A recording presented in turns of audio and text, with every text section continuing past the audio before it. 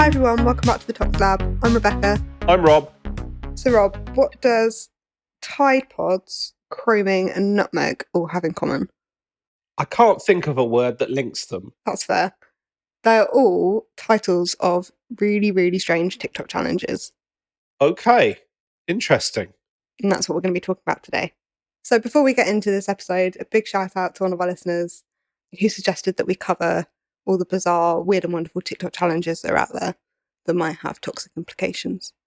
And before we get too into this, us talking about these is not an endorsement. No, definitely not. Do not do anything we talk about on this episode today. Or on this podcast in general. Or on this podcast in general is probably good advice.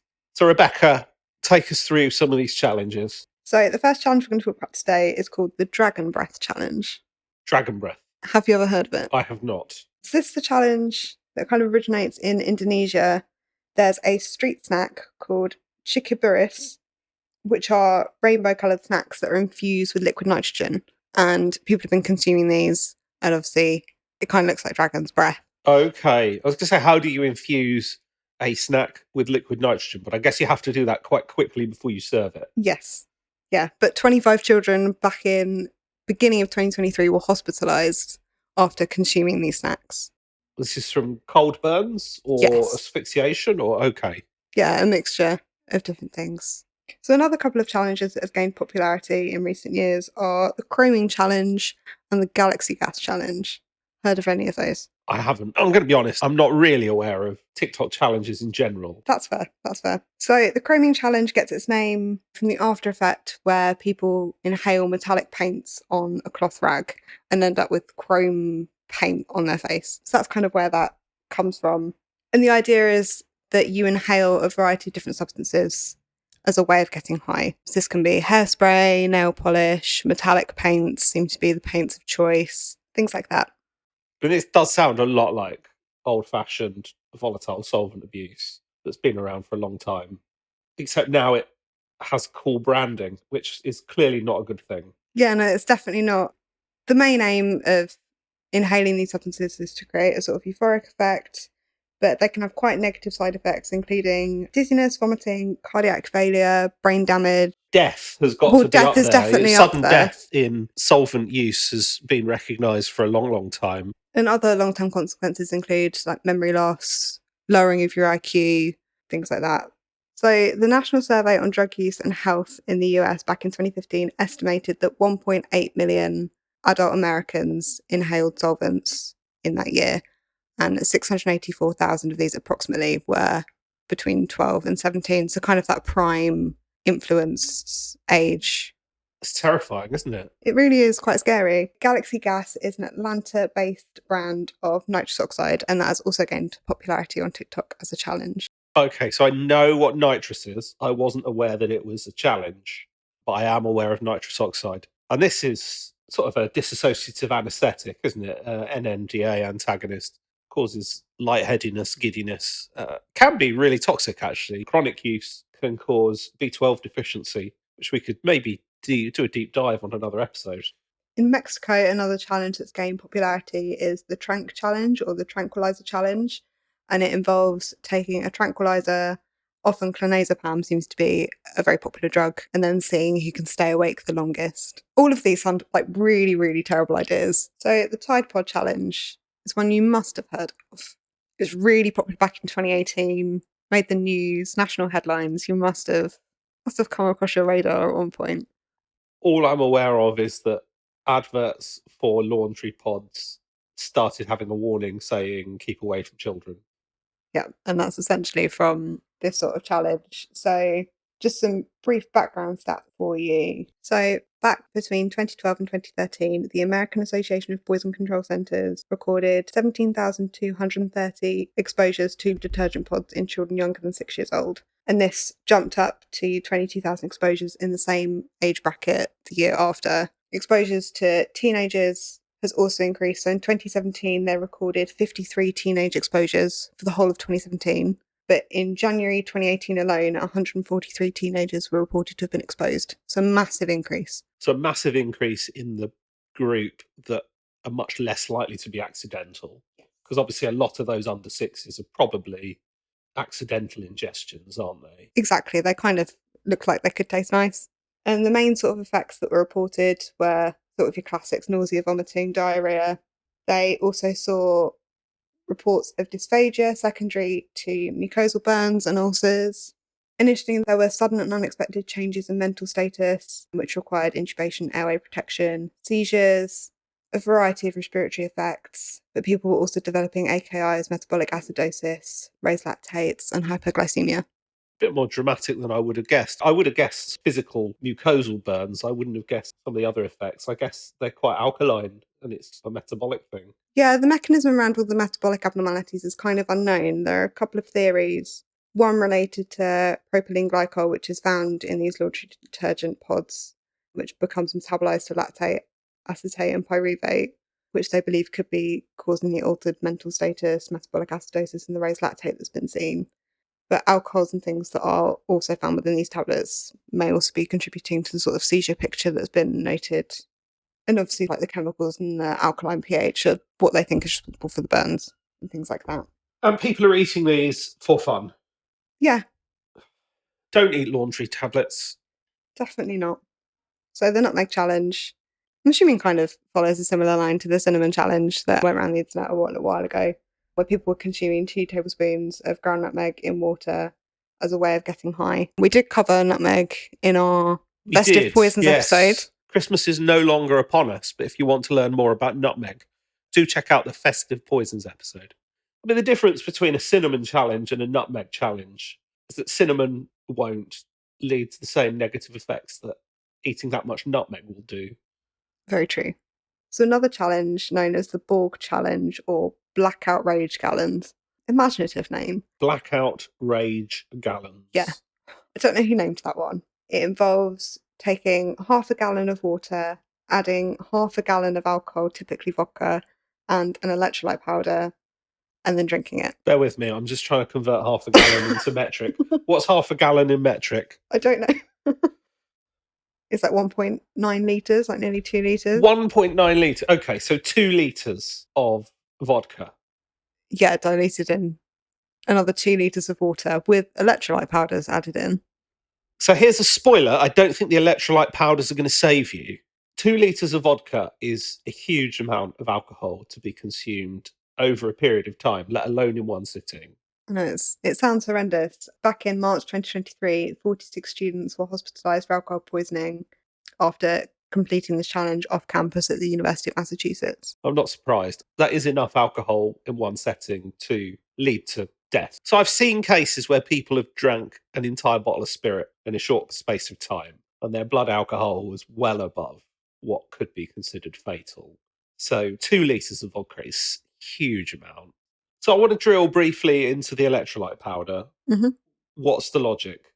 I think the logic, if you can even call it that, is that it will keep you hydrated and stop you getting drunk, or maybe not getting you drunk as quickly. I'm not sure that's how it works. No, I don't think that's how it works, but I think that's the logic behind the challenge. So alcohol poisoning can cause a variety of symptoms, such as confusion, slurred words, unable to coordinate movement, vomiting, can lead to irregular breathing, seizures, loss of consciousness, and can be fatal. So the next challenge is the Benadryl challenge, which gained popularity in 2020 and involves the deliberate consumption of diphenhydramine and then people filming each other tripping, essentially. So I have heard of this one. I know I said I hadn't heard of challenges, but now you've said that, I There have you heard. go. Finally one. I have heard of the Benadryl challenge. It's such a bad idea, right? Completely, yeah. So Benadryl is sold as an antihistamine, contains diphenhydramine. Diphenhydramine can also be used as a sleeping, over-the-counter sleeping agent as well. So it's fairly widely available from pharmacies. In very high doses, it can cause quite a few symptoms, can't it? Obviously, since it's used it's a sedating antihistamine, so that's its logic for it being used as a sleep aid. So it can cause, at high doses, sedation, but you do also get this kind of delirious hallucination effects. I think it's probably due to its combination of histamine receptor antagonism, and also you get like anticholinergic effects. So you can see anticholinergic symptoms. So they can include blurred vision, dry mouth, urinary retention, tachycardia, and GI effects like nausea and vomiting. A diphenhydramine can be fatal at high doses as well, can't It it? can be, yeah. So 3 teenagers in the US were admitted to hospital after consuming 14 diphenhydramine tablets. And a 13-year-old teenager who consumed more than a dozen tablets unfortunately had a seizure, suffered brain damage, and then died 6 days later after an ITU stay. So that kind of goes to show how dangerous these challenges can be and their very real-world long-term consequences. So the final challenge we're going to talk about today is the PACWE One Chip Challenge. You heard of that one? I haven't. So this involves eating one extremely spicy chip or crisp that contains the California Reaper chili pepper, and later variations of this also included the Nagar Viper pepper as well. So the aim is to eat this chip and then not eat or drink anything afterwards. So it's an old-fashioned chili eating contest. in chip Essentially. form. Yeah, it got really serious in 2023. They were dyeing these chips blue so that you could prove that you'd done this challenge and made it through. It was all very hyped up. So while this challenge may seem really entertaining and a bit of a laugh, it did end in quite a dramatic way. So back in September 2023, a 14-year-old died a few hours after completing this challenge. So this teenager did have an underlying health condition. He did have cardiomegaly, and his cause of death was listed as cardiopulmonary arrest after ingesting a large amount of capsaicin, and his underlying health condition was a contributing factor. Because this brings us on to sort of a fairly interesting area, doesn't it? Most of these challenges are doing silly things with things that are not intended to be used in the way they are used. But in this case, spicy chips are a food. Capsaicin's the active component in chili peppers, broadly considered to be a food, although it does have other applications as medicine and as military grade pepper spray. Oh, So okay. you can see there is quite a spectrum here of uses for capsaicin. But in general terms, unlike many of these other things, capsaicin is quite safe, isn't it? I love a really, really hot curry. I love going to a curry place and ordering a vindaloo. But in really high doses, it shows there can be negative effects, even of things that are generally considered safe. Capsaicin is interesting because it does, at very high doses, seem to be neurotoxic. Oh, okay. It actually works by activating the neurons that lead to pain transmission, which makes sense. That's why it leads to that sort of burning sensation. But in very high doses, with sort of super activation of these neurons, they can actually die. And so you can actually cause long-term neuronal damage. I mean, this case is unfortunate, isn't it? Because somebody already had something underlying and clearly, you know, a very high dose of chili in somebody with an existing heart condition carries with it risks. And this really unfortunately was a tragic outcome. Yeah. So what was the outcome of this? Is this still a challenge? Well, the company actually ended up discontinuing all of these sorts of chips. I have seen from doing a quick Google search that other companies have filled that gap in the market, but the original company that kind of promoted the challenge and made it what it was did stop after this incident. So we talked about quite a few sort of different challenges there. I'm not a psychologist. I don't really understand, but I mean, why? What's the drive behind all of this? I don't know. I'm imagining part of it is people getting their 5 minutes of fame on the internet from completing these challenges. I'm assuming just being part of sort of a community in a strange way. These do all seem very extreme, don't they? I mean, They are, yeah. I'm old enough to remember social media challenges pre-TikTok. I remember the Ice Bucket Challenge, which was raising awareness of ALS, a neurological condition. And that really was, it was a viral phenomena, but it really was lighthearted fun, wasn't it? There really wasn't very much risk there. And some of what we've heard today carries with it quite a bit of risk, for sure. Yeah, there are definitely a lot of very serious, very real long-term complications and effects that have come from completing these challenges that I don't necessarily think people, when they're scrolling through TikTok and watching people do these things and thinking, let's join in and take part, really consider. But it's definitely something to be aware of, that just because it's out there on the internet doesn't necessarily make it a great idea. So what's the advice for our listeners? I think the big thing is just because you see a challenge on social media and on TikTok doesn't mean it's necessarily a great idea. No, and I guess be aware of maybe what younger people have got access to too, because so many of these people were children, weren't they? And whilst many of our listeners may well not be silly enough to do these sorts of things, is kind of being aware of what other people have got access to too. Okay, I guess we're going to wrap it up there. I hope you've enjoyed listening. Do give us a like and a follow on social media. You can find us on Instagram at _tox_lab. Feel free to like or comment on any of our posts about any of our episodes. If any of you have any more ideas of topics you'd like us to cover, feel free to send us a message or comment on one of our posts, and we'll do our best to include it in a future episode. Hope you all have an amazing week, and we'll see you next time. Bye!